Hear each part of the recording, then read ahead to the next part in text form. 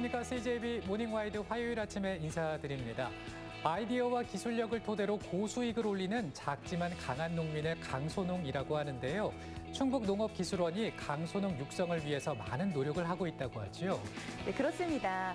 코로나로 대면 교육이 어려워지자 직접 동영상을 제작해서 비대면 교육을 하고 있는 건데요. 이런 교육들을 통해서 올해 들어서 283명이 강소농 교육을 마쳤다고 합니다. 네, 농민들의 살기 좋은 충북을 만들기 위한 노력 앞으로도 계속되길 바라면서 CJB 모닝와이드 뉴스부터 만나봅니다. 어제부터 18세 이상 성인의 3차 접종 부스터샷 접종 간격이 석 달로 단축됐습니다. 식당이나 커피숍 등에서 방역 패스 확인도 의무화되는 등 강화된 조치도 시행됩니다. 정부가 사전에 예고를 하긴 했지만 현장에서는 혼선이 적지 않았는데요. 홍우표 기자가 취재했습니다. 오전부터 코로나19 백신 추가 접종, 이른바 부스터샷을 맞기 위해 어르신들이 병원을 찾았습니다. 추가 접종 간격이 3개월로 좁혀진 전날, 당초 예정보다 며칠 먼저 3차 백신을 맞기 위해서입니다. 내가 18일 날이요. 그런데 경로당에 가면 다들 3차 맞았다라고 또 3차 맞은 사람만 들어오라냐. 경로당에도 3차 안 맞으면 못 들어오게요. 18세 이상으로 백신 2차 접종 90일이 지났으면 예약을 통해 접종일을 잡을 수 있습니다. 물론 자녀 백신은 당일 맞는 것도 가능하지만 문제는 백신 종류에 따라 수요와 공급이 불일치한다는 데 있습니다. 현재 자녀 백신의 대부분은 모더나로 화이자를 선택하기 힘든 것입니다. 손님 백신 패스 확인할게요. 알겠습니다. 식당과 카페 등에서는 접종 증명, 음성 확인제 같은 이른바 방역 패스 확인이 의무화됐습니다. 단 혼밥 손님은 적용 대상에서 제외됐습니다. 이를 어길 경우 손님은 매번 10만 원, 업주는 1차 150만 원, 2차부터는 300만 원의 과태료를 물어야 합니다. 이미 6일부터 계도 기간을 거친 만큼 손님이나 업주 모두 이 사실을 인지하고 있습니다. 하지만 정작 점심시간 전후로 방역 패스 확인이 쇄도하면서 접속이 안 되는 먹통 사태가 발생하는 촌극이 빚어졌습니다. 한편 충청북도는 지난 10월부터 어린이집 관련 확진자가 186명에 이르자 보육교직원 1만여 명에 대해 PCR 검사, 출입 외부인에 대한 음성 확인서 의무 제출, 타 지역 방문 이후 PCR 검사 권고 등을 담은 행정명령을 내렸습니다. CJB 홍우표입니다. 집값을 잡기 위한 종부세 인상이 엉뚱한 결과를 낳고 있습니다. 마을 공동체 법인과 영농 법인의 경우 영리 법인과는 성격이 다른데도 많게는 10배 넘는 종부세를 부과받고 어찌할 바를 모르고 있습니다. 구제책이 마련돼야 할 것으로 보입니다. 조용관 기자입니다. 청주시 내수읍에 위치한 마을 공동체 법인 소소다양입니다. 2018년 9가구가 모여 2,400여 평의 땅을 사고 7채의 집을 지어 공동 소유하고 있습니다. 주주들은 각자의 주택 이외에 잔디마당과 커뮤니티 공간 등을 함께 사용하며 소유보다는 공유의 삶을 살고 있습니다. 그런데 올해 가구당 1,000만 원에 달하는 8,463만 원의 종부세를 부과받았습니다. 지난해 512만 원보다 무려 16배가 인상된 금액입니다. 수익을 목적으로 하는 일반적인 영리법인과 성격이 다름에도 6%의 종부세율이 적용된 겁니다. 이 같은 종부세 폭탄은 전국의 다른 마을 공동체나 영농법인, 주택협동조합에도 떨어졌습니다. 일반적인 법인은 사업 소득을 위해서 주주들이 투자를 한 걸 가지고 땅을 짓고 집을 팔아서 돈을 버는 방식이잖아요. 이제 그런 방식하고는 애초에 다른 거죠. 보은 속리산 인근의 음식점들도 종부세의 사정권 안에 들었습니다.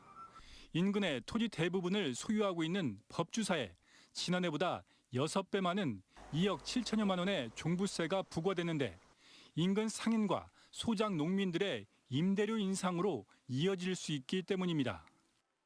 연내원 계약을 했었어요. 1차적으로.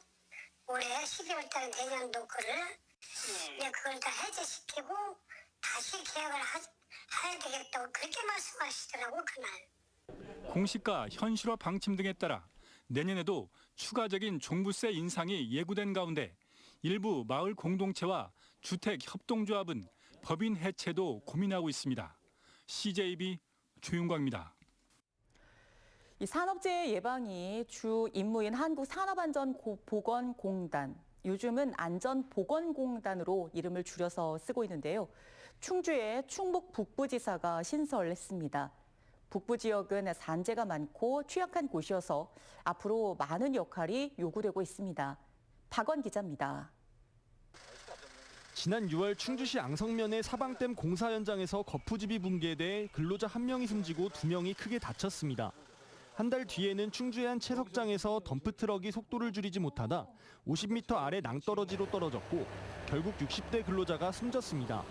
최근 10년간 충주, 제천, 단양, 음성 등 충북 북부 지역 4개 시군의 산재 사망자 수는 212명에 이릅니다. 근로자 10,000명당 업무상 사고 사망자 수를 뜻하는 만인율을 보면 북부 지역은 지난해 기준 1.3%로 충북 0.7%와 전국 0.5%에 비해 두세 배 높은 수준으로 집계됐습니다. 또 충북 전체 사업장의 33%가 북부 지역에 분포하고 있고 산업단지도 추가로 조성될 예정이어서 안전관리 필요성이 더욱 절실해진 상황입니다. 안전보건공단 충북 북부지사가 개소했습니다. 그동안 충북지역본부가 청주에 위치해 있어 즉각적인 대응이 어려웠지만 북부 지역의 신설됨에 따라 산업재해 예방 효과를 크게 끌어올릴 계획입니다. 사업주와 근로자분들도 저희 공단을 찾는데 여러 가지 불편한 점이 있었는데 이번에 충북 북부지사를 개소함으로써 이곳 충북 북부 지역의 산재 예방에 큰 도움이 될 것으로 생각합니다. 특히 내년 1월 27일 중대재해처벌법 시행을 앞두고 지역 내 3만여 사업장의 도우미 역할도 톡톡히 수행할 것으로 기대하고 있습니다. 적극적으로 설득을 해서 오늘 설립하게 됐습니다. 설립을 계기로 해서 노동자가 보다 안전하고 또 쾌적한 환경에서 일할 수 있고 또 기업의 입장에서도 산재 감소로 생산성이 높아질 것으로. 우리나라는 OECD 국가 가운데 산재 사망률이 가장 높은 나라 중 하나로 이제는 세계 10위권 경제대국에 걸맞는 안전 시스템을 갖춰야 할 때입니다. CJB 박원입니다. 괴산군에서는 지역 농특산물로 고령 친화식품이나 가전 간편식을 만들어 부가가치를 높이는 시도가 3년째 이어지고 있습니다. 지역 농업의 경쟁력 측면에서 주목받고 있는데요. 해당 제품들이 한자리에 모였습니다. 안정은 기자가 괴산을 다녀왔습니다. 괴산군 장현면에서 양조장을 운영하는 강병길 씨는 올해 사과를 활용한 술을 빚기 시작했습니다. 지역 농산물의 우수성을 알리기 위해 괴산 사과로 지역 특산주를 만든 겁니다.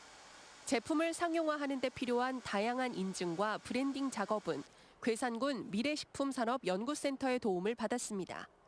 기자재나 재료, 그다음에 이제 상표 디자인 이렇게 해서 하드웨어적인 부분으로 지원을 많이 받았고요. 기술적인 부분은 저희가 자체적으로 찰옥수수와 청결고추 등 괴산군 내 농특산물을 활용한 특색 있는 제품 12종이 한자리에 모였습니다.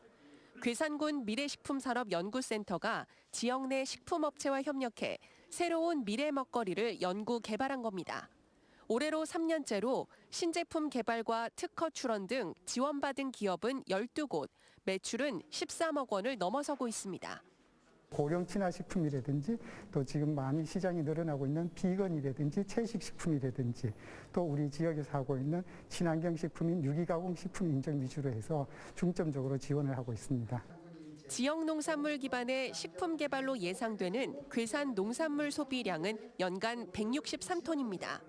군은 미래식품산업 연구를 통해 농가 소득을 높이고 지역 경제가 활성화될 것으로 보고 있습니다.